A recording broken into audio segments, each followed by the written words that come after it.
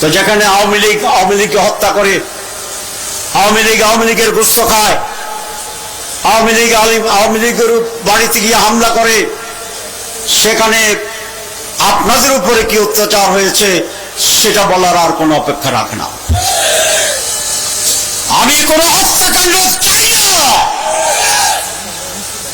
মর্যাদা ছিল না মানুষের, অধিকার ছিল না মানুষের, দল টানা একটি রাজত্ব ছিল। বাংলাদেশের কথা বলছি না, 14 গ্রামের কথা।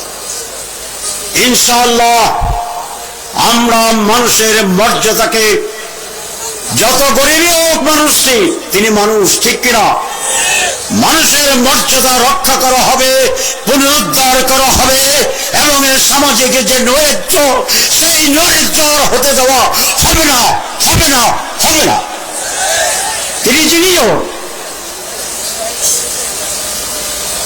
সম্মানিত ভাইরা, এই সোশ্যাল সেন্টারটি আমরা রাখবো।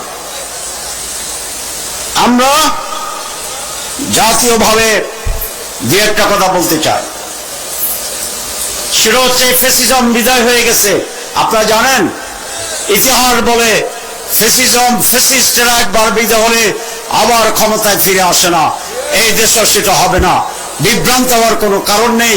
মাঝে মধ্যে যে দলটির কথা বলছি, তাদের এখন সভাপতিকে জানেন, তাদের সেক্রেটারিকে এটা জানেন, আমরা সেটা জানি না। নির্বাচন আমরা বলেছি সুষ্ঠু, নিরপেক্ষ, পার্টিসিপেটরি নির্বাচন হতে হবে, এবং সেটি 2025 সালের ভিতরে হতে হবে।